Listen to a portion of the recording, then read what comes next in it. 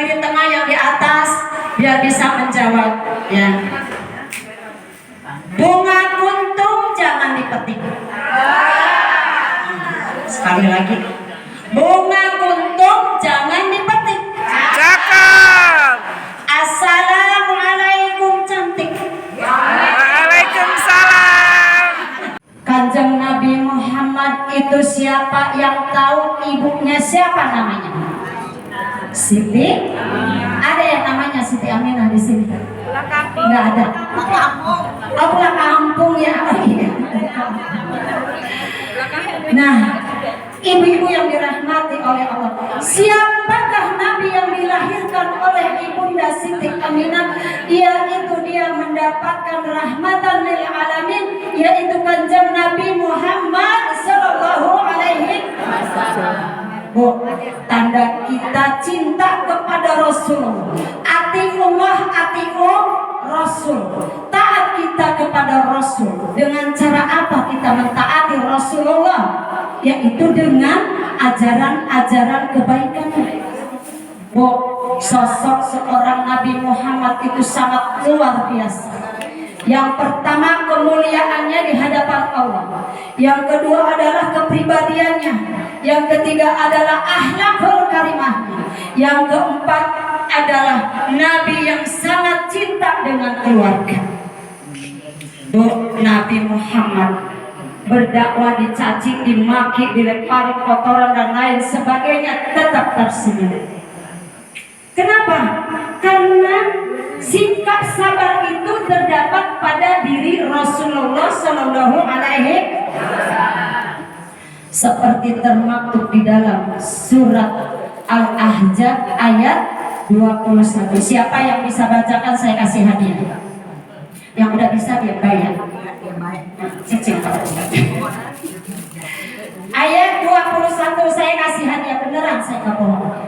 Dan ibu setiap tahun ibu pergi maulid Nabi bisa hafal surat Al-Ahzab ayat 21. Yo, siapa?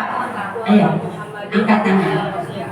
Bacakan, angkat tangan Bu. Benar saya kasih hadiah, nggak bohong. Muhammadun ilah. Apa ya? Sini, sini, maju. Saya nggak mau di sini, maju. Surat Al-Ahzab 21 saya kasih hadiah, beneran sini. Muhammadun ilah. Ayo, dia apa salah juga. Yuk. Padahal mah ada yang tahu tapi diam aja. Ayo, ayo. Laqad kana lakum fi Rasulillahi uswatun hasanah liman kana yarjullaha wal yawmal akhir wa dzakarallaha katsiran. Tuh bunyinya seperti itu. Nah, terus hadiahnya gugur. Bahwa di dalam arti yang sebenarnya adalah Nabi Muhammad itu adalah sebagai tuntunan kita untuk kita berakhlak, untuk kita berdakwah bilhal. Dakwah bilhal, dakwah bukan kita berceramah secara menyampaikan firman-firman, tetapi ada yang namanya dakwah bilhal, yaitu dengan akhlak. Bu, kita nih sebagai manusia biasa, pada tanggal tersebut yang tadi saya sebutkan, suatu saat Nabi Muhammad di perjalanannya itu dia sakit. Sakitnya apa? Sakitnya ringan. Sakit influenza. Tahu sakit influenza? Sakit flu ya Bu ya. Nabi Muhammad itu adalah sakit influenza. Nabi Muhammad Rasulullah Shallallahu Alaihi Wasallam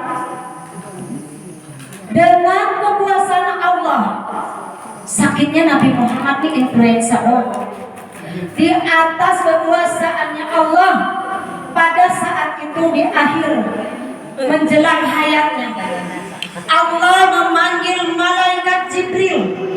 Hai Jibril, panggillah 3 malaikat suruh turun ke Siapa 3 malaikat itu? Israel, Israfil, Mikail. Bu, punya anak jangan dinamain Israel ya, Be.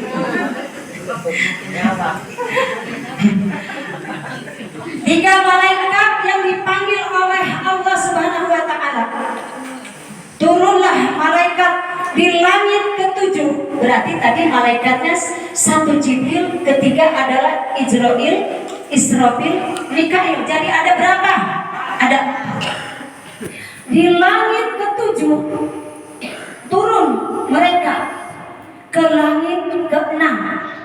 Di langit ke-6 mereka masih tetap 4. Di langit ke-6 masih tetap 4 tuh malaikat, belum berkurang. Nah, di langit ke-4 malaikat pun masih tetap 4. Nah, detik-detik terakhir ini adalah karena Allah mendengar Nabi Muhammad sedang sakit. Di langit ke-1 yang paling bontot, yang paling akhir di langit ke-1, malaikat Jibril di situ bermusyawarah. Allah, wahai malaikat Jibril, cabutlah nyawanya Nabi Muhammad Sallallahu Alaihi Wasallam. Pada saat itu Israel, malaikat penyabut nyawa Jibril, kamu kan sahabatnya Nabi Muhammad, teman dekatnya Nabi Muhammad. Saya tidak mau untuk mencabut nyawanya Nabi Muhammad. Berangkat Jibrilnya sudah berangkat lagi ke langit, malaikatnya tinggal 3. Malaikat saking tidak sanggupnya diperintahkan untuk mencabut ruhnya Nabi Muhammad Sallallahu Alaihi Wasallam. Mereka pergi lagi ke langit, bertanya kepada Jibril, Jibril bertanya kepada Allah Subhanahu Wa Taala. Akhirnya sudah beradu mulut tuh Israel dengan Jibril. Jibril ditinggal di langit, Israel turun ke bawah, mengetuk pintu ke rumahnya Nabi Muhammad Sallallahu Alaihi Wasallam. Tok tok tok. Assalamualaikum. Dibukalah tuh pintu oleh cucunya Nabi Muhammad. Siapa? Anaknya Nabi Muhammad, anaknya Nabi Muhammad. Fatimah. Setelah dibuka, pintunya dibuka. Di manakah yang membuka pintu? Ada di sini, kata Nabi Muhammad. Ada di sini di dekat saya. Pada saat itu Israel masuk ke rumahnya Rasulullah Sallallahu Alaihi Wasallam. Ya Rasulullah, saya diutus oleh Allah untuk mencabut ruhnya Nabi Muhammad Sallallahu Alaihi Wasallam. Nabi Muhammad menolak, jangan nanti dulu. Karena pesan Rasulullah bilang kepada Nabi Muhammad, ketika Nabi Muhammad tidak mau dicabut sekarang, tunggu Nabi Muhammad kapan maunya. Bu, kita kalau begitu ya, dikasih tahu dulu nih. Hah? Mau nggak dicabut? Enggak. Iya kan? Kalau tahu besok akan kita mati, kita tobat dulu. Ya, tobat. Tapi Nabi Muhammad ketika mendapat perintah dari Allah melalui Israel berkata, ya Israel, saya belum sanggup meninggalkan umatku. Tunggu saya selesai menyampaikan risalah kebaikannya kepada umatku. Begitu cinta Nabi kepada kita sebagai umat. Pada saat itu, baiklah wahai Muhammad, pergi lagi dengan tetesan air mata, pergi lagi ke langit, lapor ke Jibril. Jibril lapor kepada Allah Subhanahu wa Ta'ala. Pada saat itu suruh turun kembali, menanyakan kedua kalinya kepada Rasulullah Sallallahu Alaihi Wasallam. Bu, mati aja Rasulullah bisa tawar menawar ya Bu ya. Nih kalau bapak-bapak di sana mah udah haji, rumahnya 4, ya, mobilnya 4, rumahnya bertingkat 4, istrinya 1. Ya, Pak Haji, gitu. Maukah Pak Haji sekarang kalau dicabut nyawanya oleh Allah, mau nggak? Enggak. Kenapa? Istrinya baru 1. Nah, ibu-ibu jamaah sekalian yang dirahmati Allah Subhanahu wa Ta'ala, kalimat terakhir perjalanannya Rasulullah saat mau wafat, Rasulullah saat mau, saya suka nggak tahan. Kembali Israel menanyakan kepada Rasulullah, ya Muhammad, saat ini saya diutus kembali, apakah engkau sudah siap? Ya, saya sudah siap bersama para nabi-nabi yang mengiringi saya berdakwah, dan saya sudah tuntas menyampaikan risalahnya kepada umatku. Silahkan. Ketika saya minta Jibril hadirkan di sisi saya berangkat lagi. Bu, Jibril datang kayak iklan, Bu, kayak iklan gitu. Saya datang Wanipiro, tiba-tiba Wanipiro gitu kan, ada iklan kayak gitu. Jibril seperti ini perjalanannya, bila mana dipanggil dia langsung ada di tengah-tengah kita. Di tengah-tengah Rasulullah saat itu berpesan kepada Jibril. Kata Rasulullah, saya berpesan kepada umatku sebelum saya dicabut nyawanya, pesan kepada umatku Al-Quran, Sunnah, Al-Quran, Sunnah, Al-Quran, Sunnah. Al-Quran itu adalah pedoman hidup kita umat Islam. Sunnahnya itu adalah sabda-sabdanya Nabi Muhammad Sallallahu Alaihi Wasallam. Baik. Saat itu malaikat semua sedang menunggu ruhnya Nabi Muhammad Sallallahu Alaihi Wasallam. Ruhnya ditunggu oleh para malaikat, karena semua menangis menunggu ruhnya malaikat. Kapan malaikat akan dicabutnya? Saat itu Israel mencabut nyawanya. Yang pertama adalah di bawah kakinya. Setelah di bawah kakinya berkeringat naik ke atas ke paha. Setelah paha naik ke atas, lalu Jibril tidak kuat melihat Nabi Syakaratul Maut.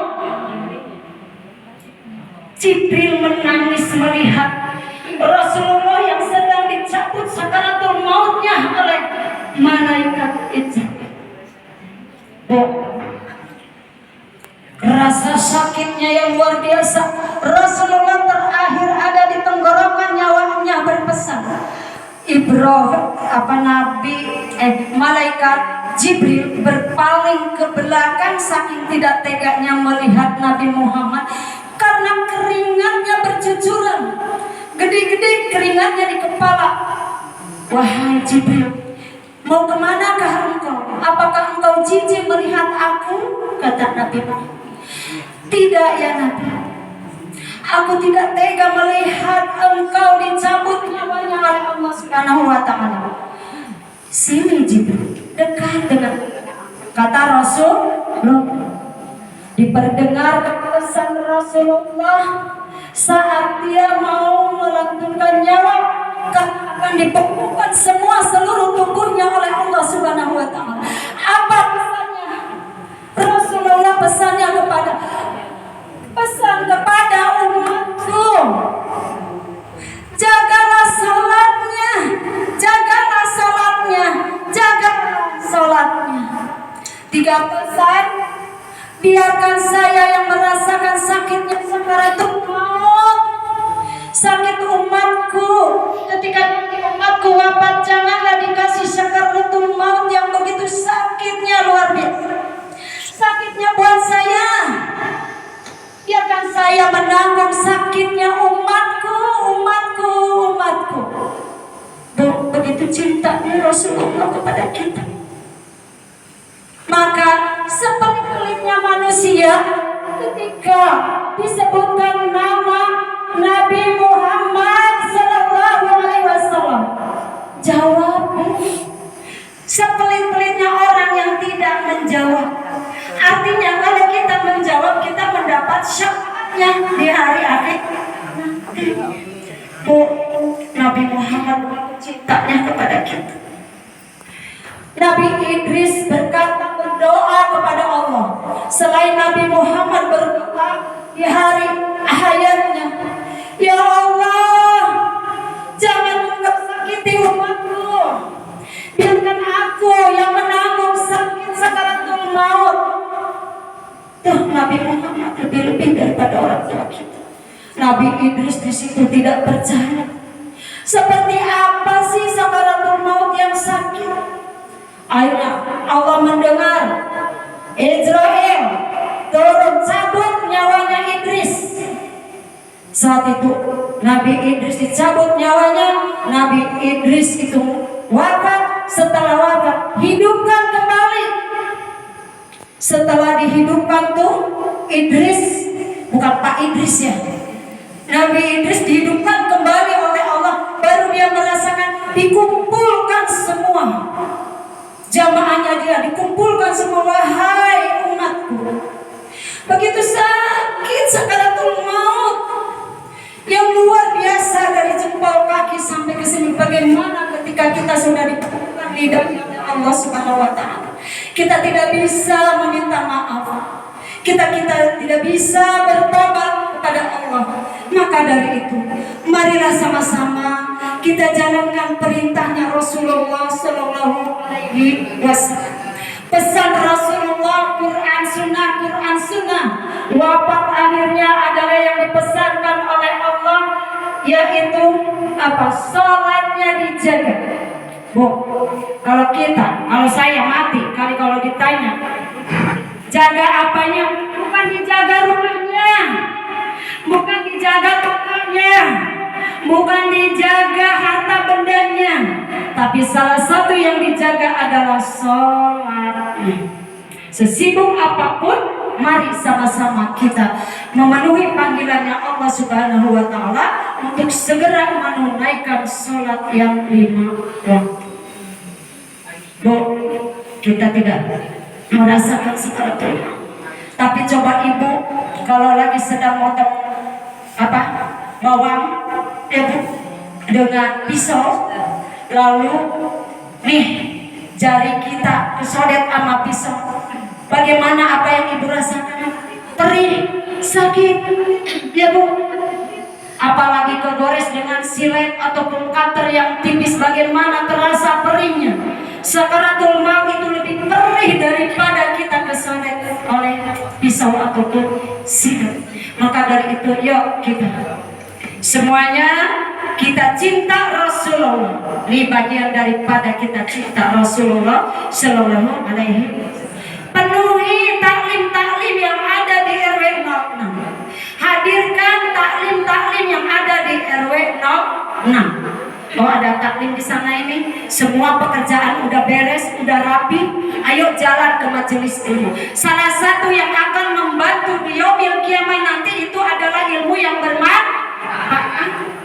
Anak yang sedekah jari. Itu.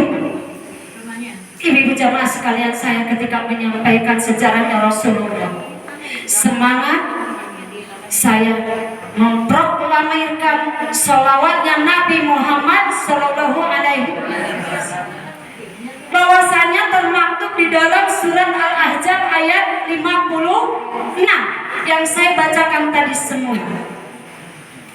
Bahwasanya di situ sesungguhnya malaikat bersolawat kepada Allah, kepada Rasul, dan Allah juga bersalawat kepada Rasul. Di situ kita akan diberikan syafaat oleh Allah Subhanahu wa taala. Baca sholawat minimal 10 aja dah sehari.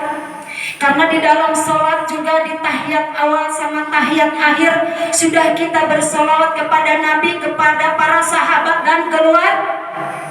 Allahumma sholli ala Sayyidina Muhammad wa ala ali Sayyidina Muhammad kama barakta ala Sayyidina Ibrahim Ibrahim wa ala ali Sayyidina Ibrahim.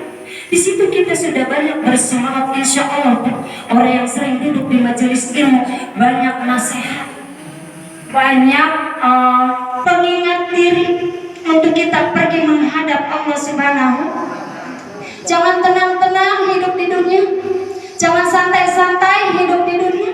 Mari sama tawazun, imbangkan antara dunia dan akhirat. Insya Allah doanya ketika Nabi Muhammad itu berdoanya gini kepada Allah, ya Allah, jaga umatku, jaga umatku. Kita menghormati Nabi Muhammad Sallallahu Alaihi Wasallam dengan bersolawat. Maka ketika kita sudah bersolawat kepada Nabi, menjalankan firman Al-Quran dan hadisnya, lalu sholatnya dijaga, akan aman dunia dan akhirat, insya Allah. Ibu-ibu jamaah sekalian yang dirahmati Allah Subhanahu wa taala, jam 10 sudah lewat 9.